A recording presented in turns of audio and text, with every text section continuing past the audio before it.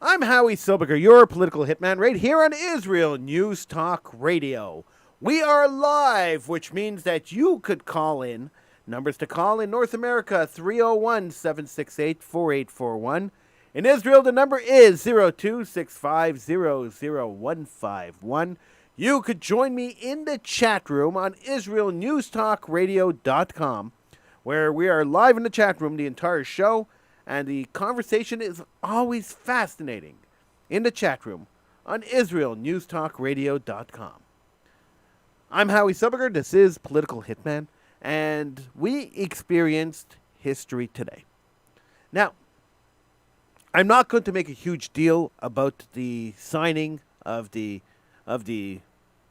memorandum of understanding, memorandum of cooperation between Israel and the United Arab Emirates.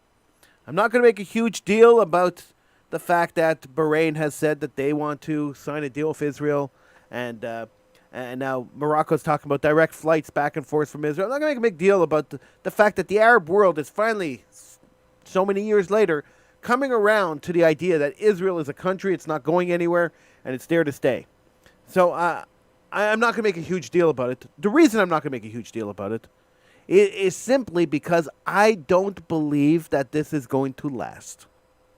And I want to talk about this. I want to hear your opinion. I will tell you my opinion. I want to hear your opinion. I think it's going to fall apart like every other Arab-Israel deal has fallen apart. That it starts off nice and friendly, and then suddenly, boom, it collapses in on itself. And there's reasons for that, and we'll talk about the reasons, and we'll talk about why I feel this way when we come back from the break. I'm Howie Silberger. This is Political Hitman on Israel News Talk Radio. I want you to call in. Numbers to call in North America are 301 768 4841. In Israel, the number is 0265000151. We are live in the chat room on IsraelNewsTalkRadio.com, so feel free to join me in the chat room. I'd love to talk to you. I'd love to hear your opinions on this. I'd love for you to call in, but if you're a little shy and don't want to call in, feel free to join me in the chat room. I'm Howie Silberger. This is Political Hitman on Israel News Talk Radio. And we're off.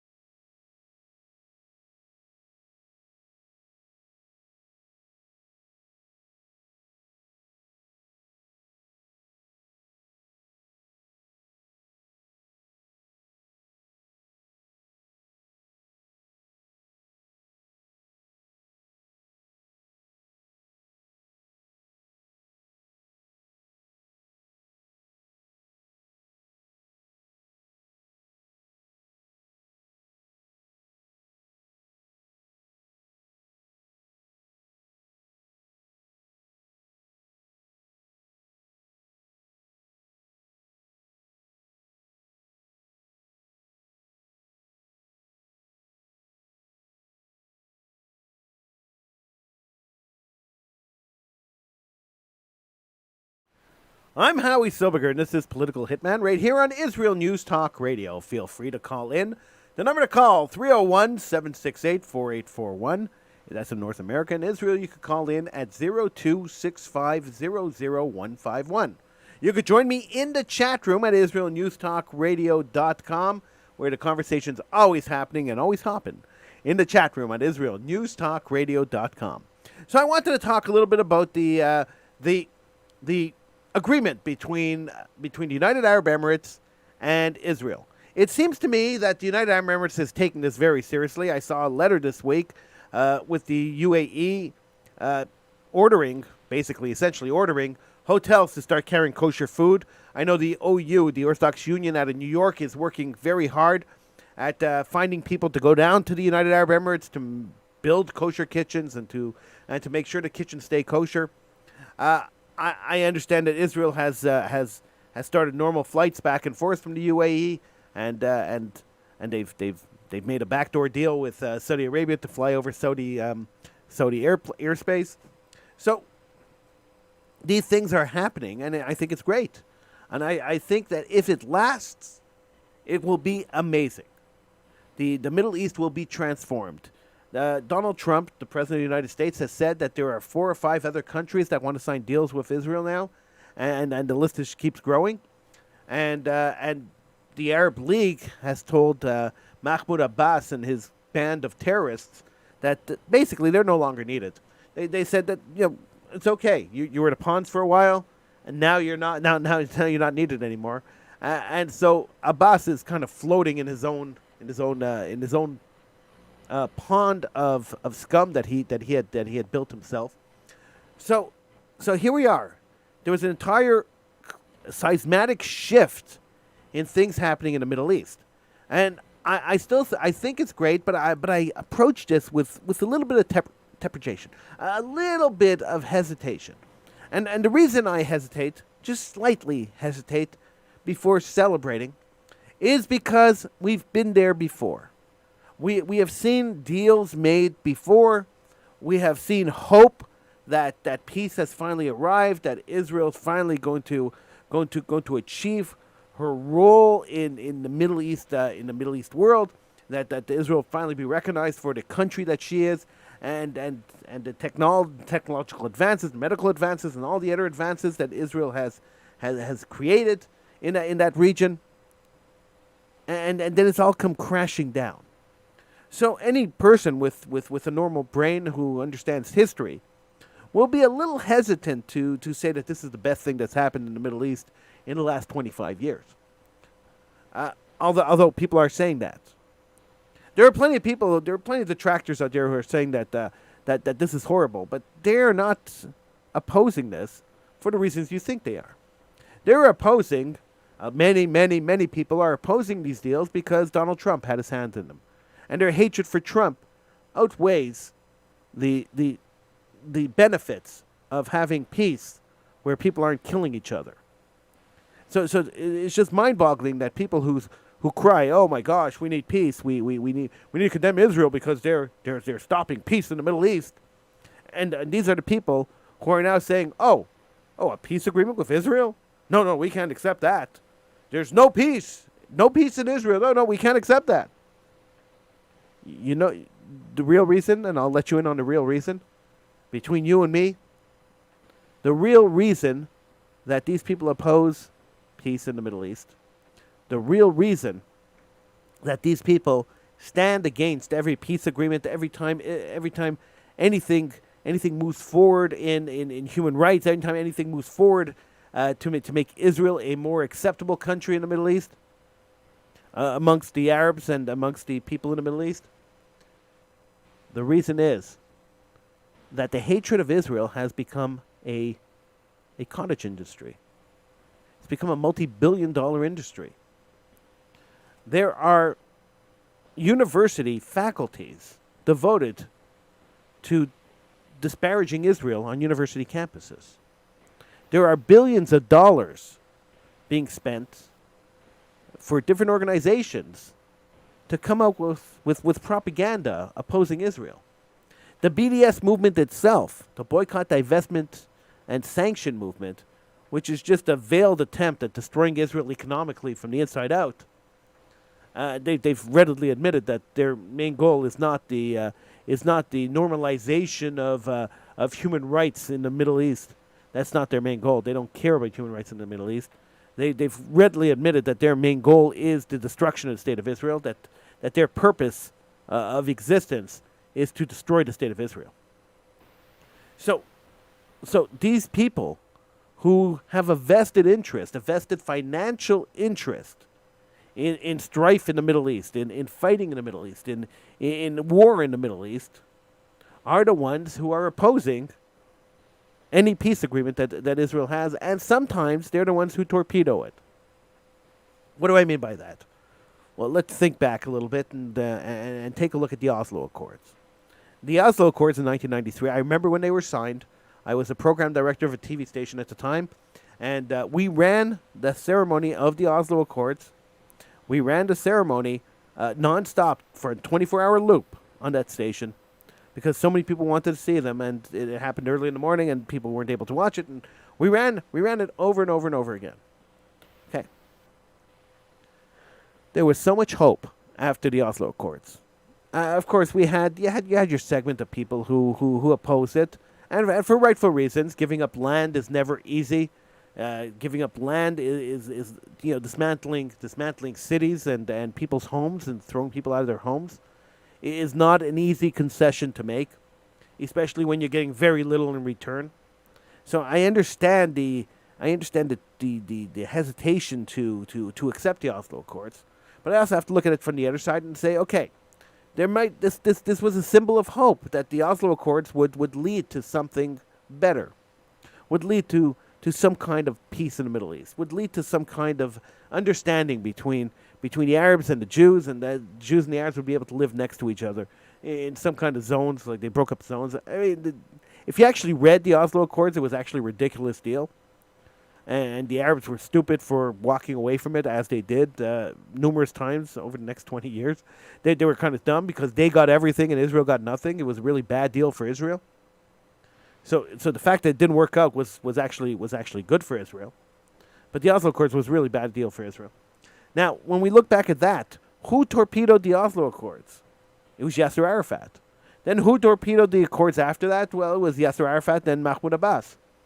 Every time a deal was signed with the Palestinian Authority, they torpedoed the deal. They found a reason to destroy it. And in fact, just 2.5 months ago, as we discussed right here on the show, Mahmoud Abbas announced that all deals are canceled with Israel. Then last week he complained that Israel is violating a treaty with him over building accessible ramps for wheelchairs to go up to the cave of the patriarchs in Hebron. So here he's saying all deals are canceled, and there he's saying you're breaking a deal. So the hypocrisy is amazing, but nobody ever calls these people out on hypocrisy because it's a billion-dollar industry. So the people who are opposing this United Arab Emirates and Israel deal are the same people who oppose all the other deals, the same people who have their hands in the cookie jar and are afraid that if these deals actually work, that money will never be there again, that they won't be able to keep sticking their hands in the cookie jar. And this is why many, many different organizations, these Jewish organizations, have opposed this. If Israel achieves peace, they have no reason to exist. Thousands of people will be out of work. And so it's in their best interest, even though they're Israel advocacy, and I use advocacy very loosely, even though they're Israel advocacy organizations, it seems to be in their very interest to keep the strife going, to keep the war going, to keep the fighting going. I know nobody ever verbalizes this. I'm sure a lot of people understand this. Nobody ever verbalizes this, and I think it's important that we talk about it and that we understand that these deals could be good. I have a little bit of hesitation accepting deals because I know history and I understand that historically deals don't work, especially deals between Jews and Arabs. This one may work, but we'll see. And at the same time, I understand that my opposition of it and other people's opposition of it are radically different. The motivations behind them are extremely different. I would love for this to work. I I really hope that this deal works and the deal with the next one works and all the deals work and they last forever. And I really hope that Israel becomes the jewel of the Middle East, and the Arab countries and Israel cooperate together, and they build up the Middle East to be the Riviera of the new Riviera of the world. The old Riviera is gone. So build up a new Riviera of the world. Make it the tourist destination of the world, the entire Middle East. I would love that. That would be the best thing that would happen in my lifetime, and I would be very happy if that happened in my lifetime. But the forces of evil always exist, and the forces of greed always exist. And we have to remember, human nature is always greed. And so the people who rely on the fighting and rely on the propaganda and rely on the training of advocates and the the training of strife and the training of defending and the training of anti-Jewism and the fighting of anti-Jewism, these people have everything to lose by deals like this one. It's a sad commentary. I understand that. I really understand that. People should be happy, and especially people who claim to be advocates for Israel should be extremely happy that Israel signed this deal. But I know, and I've spoken to quite a few people, I know that there are a lot of people very worried these days because they might lose their jobs. Now you could call in and we could talk about this. 301-768-4841 in North America. In Israel, the number is 02-650-0151. Join me in the chat room on IsraelNewsTalkRadio.com. I'm Howie Sobiger. This is Political Hitman.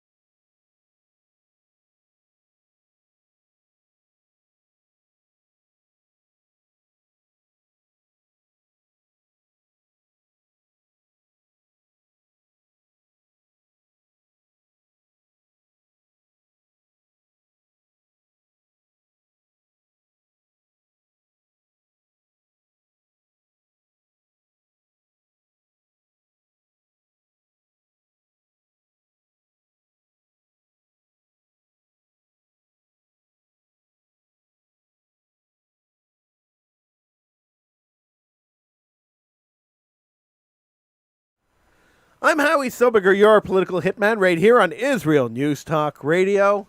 Feel free to join me in the chat room by going to IsraelNewsTalkRadio.com. You could call into the show. Number to call in North America, 301-768-4841. In Israel, the number is 02-650-0151. I got a message from Dougie. Dougie's watching the show on Periscope. Dougie, thank you so much for messaging me. I appreciate it. He says that these are historic deals. Yes, they are, Dougie. They are historic deals. But every single agreement that Israel made with the Palestinian Authority, every single deal that Israel achieved with Jordan, with Egypt, Every single deal were very historic deals. But not all of them kind of worked out the way that they planned to. So Israel has officially has a peace agreement with Jordan, but the peace is a very cold peace. It's not a warm peace. They're not embracing each other. Two countries don't really like each other, and they I mean, there's trade going on, but it's very cold. It's like the Cold War. Israel's deal with Egypt wasn't really a great deal.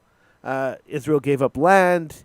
Egypt gave Israel peace, and Israel and Egypt don't have much trade. It's been a pretty cold relationship.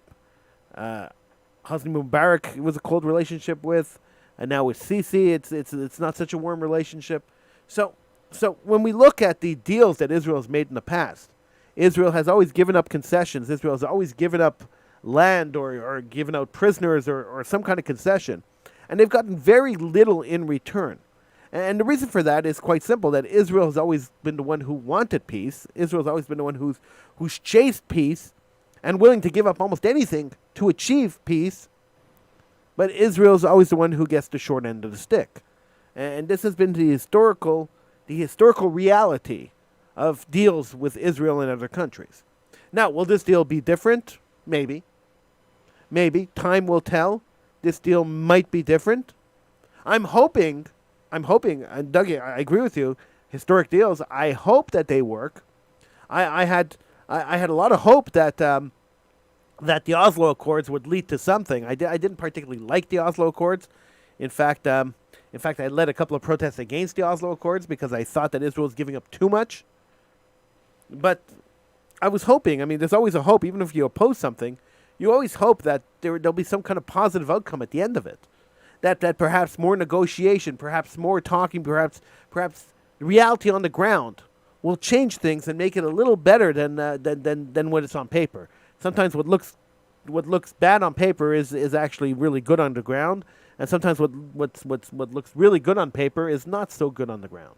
So I'm really hoping that this, which looks great on paper, will actually pan out and be great. But there's a little bit of hesitation, and the reason I have that little bit of hesitation is not because of the other sellouts who are only interested in the cash and only interested in their jobs, and if there's no more fighting, then they don't have jobs anymore. Forget about those people. The reason I have hesitation is because I'm afraid that when normalization starts and Israelis and other Jews start going to Abu Dhabi, that there will be crazy Arabs who will go there and try to kill people there. And if the terrorism starts in Abu Dhabi and people are afraid to go to the United Arab Emirates, what is going to happen is this deal is going to fall apart. So there's always people out there who are going to sabotage it. The Palestinian Authority has already threatened to do this. They've threatened to sabotage this deal. They're not happy about the deal because there's nothing in it for them. They're very selfish, and there's nothing there for them. And even if there was something there for them, unless it hurts Israel, they're not interested in it anyway. This actually benefits Israel and benefits the United Arab Emirates. So we're at a point. We're at a point where the Palestinian Authority is getting marginalized again. Now, they were like this. Now, we can't forget history. Once again, we always forget history. And we have to look back and we have to remember history. They were marginalized and they were almost completely out of the picture before the 1993 Oslo Accords, before the 1991, Spanish, the Madrid Conference in 1991 kind of revived the Palestinian Authority. Before that, they were pretty much a dead organization. And the only reason they were revived at the time was because the United States and Israel didn't want to negotiate with Hamas. Hamas had taken over. In fact, Hamas won an election. They drove the Palestinian Authority out of power, and they won the election. They were the democratically elected government of all of the Palestinian Authority people. They were the democratically elected government. Israel and the United States decided that they didn't like them, and Israel and the United States propped up the Palestinian Authority and pushed Hamas into Gaza. And I don't know if anyone remembers history, because I do. In Gaza, they had a civil war between the Hamas and the Palestinian Authority, And Hamas won the war and killed off most of the Palestinian Authority people who were living in Gaza, and the rest of them fled with Israel's permission out of Gaza. So Israel revived the Palestinian Authority. Mahmoud Abbas, who was there at the time, and he's been there for 50 years, seems to forget these little facts. I mean, he forgets a lot. I mean, the whole narrative of the Palestinian Authority is made up. It's fabricated. So he tends to forget reality. He gets lost in his own lies, and that's really where we're at now. The Palestinian Authority has been marginalized again, rightfully so. They don't deserve the recognition that they were getting. So they were marginalized. And now the people who are peacemakers, the people who want to push peace, people who want to promote peace, the people who want to live in peace are the ones at the forefront. And I think that is the perfect way to go. The only worry I have is that these disruptors, the Palestinian Authority, created by the Arab League in 1964, the Palestinian Liberation Organization. My only fear is that the Palestinian Liberation Organization is going to try to disrupt this by committing terror, either in Israel on people going there, or there on people coming there. And this is the fear I have, and I'm hoping, and I know that it's the fear that the Israeli government has, it's the fear that the Emirates have, and I'm really hoping that they address these fears. The only people who could ensure that this does not happen, the only people who could make sure that this doesn't happen, is the Arab League, the coalition of Arab countries that rule the area. So this Arab League could ensure that this happens peacefully, but the Palestinian Authority could go rogue. So they went to the Arab League last week, and they asked the Arab League to condemn this agreement. And the Arab League sent them packing. They said, no, we're not going to condemn it. And then they went to Saudi Arabia, and they asked Saudi Arabia for money, and Saudi Arabia told them to go speak to Arafat's wife, who stole billions of dollars from the Palestinian Authority. Well, Arafat stole billions of dollars. His wife has it now. And go get some money from her. So it seems like the Arab League is on board with these peace agreements. And if that is the case, then the Arab League is on board with these things, then they're the only ones who could ensure that the Palestinian Authority stays in check and doesn't cause trouble and doesn't cause problems in the United Arab Emirates or in Israel in regards to this. So what happens to the Palestinian Authority now, though? That's the question. Is their cause dead? Well, we have to understand that the origins of the Palestinian Authority and the Palestinian Liberation Organization and the Palestinian so-called people, the origins of this was that they were created to be a disruptor to Israel. The whole reason that they were created in 1964, before that there were no Palestinians. In 1964, the Palestinians were created with the Palestinian Liberation Organization, with Egyptian Yasser Arafat as the head of it. And the only reason they were created in 1964 was to disrupt Israel, was to commit terror in Israel, was to cause unrest in Israel, and it was in retaliation for the loss that the Arab countries had in the 1948-1956 wars.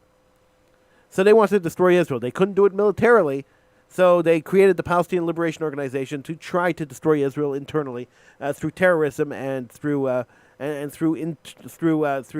actions within the Israeli borders.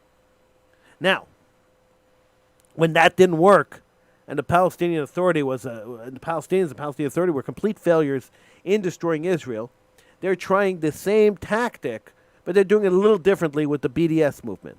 So the Boycott, Divestment, Sanction movement, which has gained a lot of steam over the last couple of years, is actually a replacement movement for the failed experiment of the PLO. It's really interesting if you take a look at this. The PLO was created in the guise of, at the time, of the Black Panthers and these other liberation movements that had existed around the world, and they were created within the same context of these liberation movements, and all the liberation movements pretty much failed, And so then you take a look at now, the way that you destroy things and the way you build things up and destroy things is through the economy. So the BDS movement was created to replace the PLO as the internal conflict to destroy Israel. We boycott Israel economically. Israel can't survive without economics, without people spending money there. Therefore, the country will rot from the inside out. Amazing. When you think about it, it's absolutely fascinating. In North America, you can give me a call, 301-768-4841. In Israel, the number is 0265 You could join me in the chat room at IsraelNewsTalkRadio.com.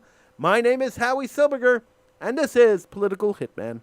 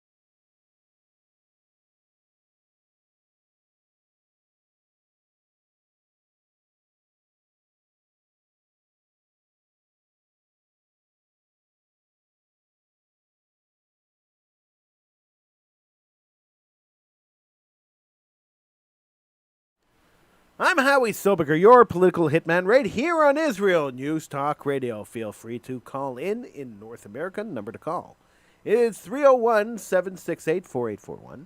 In Israel, the number to call is 0265 You could join me in the chat room at IsraelNewsTalkRadio.com. I'm in the chat room the entire show. And, of course, we have a lot of people in the chat room. They're always chatting, so that's why it's called chat room. So feel free to join the chat room at IsraelNewsTalkRadio.com. But I really want to hear your opinion, so feel free to call in.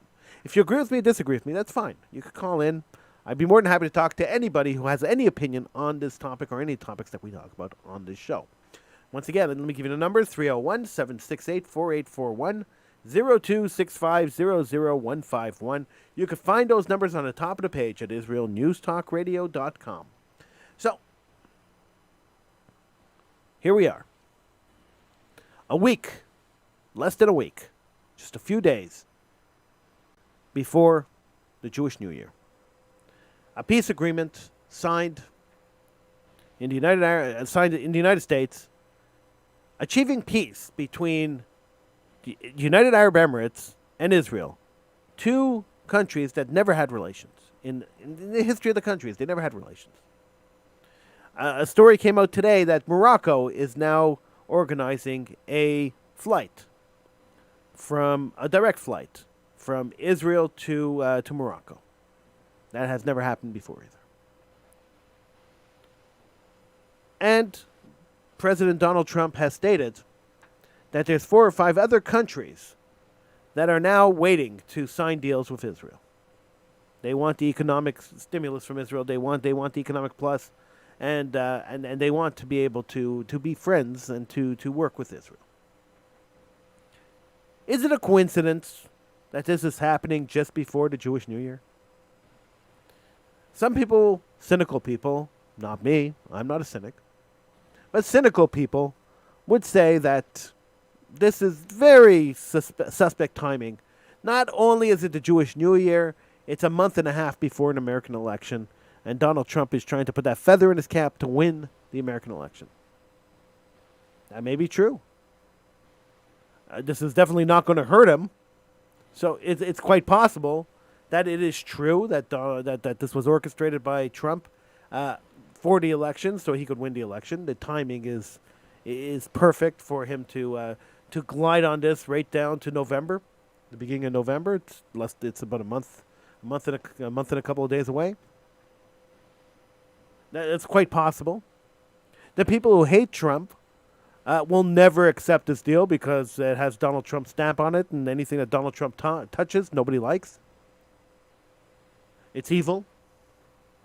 The activists, the political activists, the Jewish activists, and the Israel activists that continuously fight for Israel and continuously fight against people who hate Israel and continuously fight to fix the misconceptions about Israel.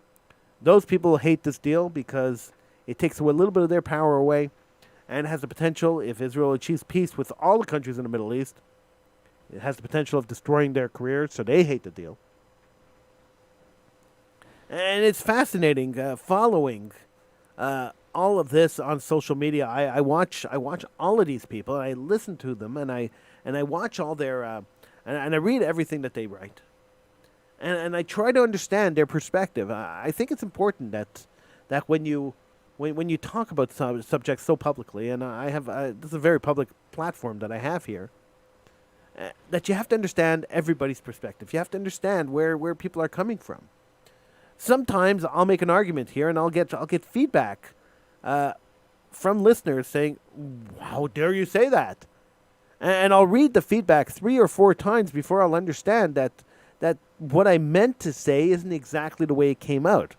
I'll go back and listen to the show, and then I'll realize that okay, it could have been interpreted in 2 different ways, and some people interpreted it one way, and other people probably interpreted it the way I meant it.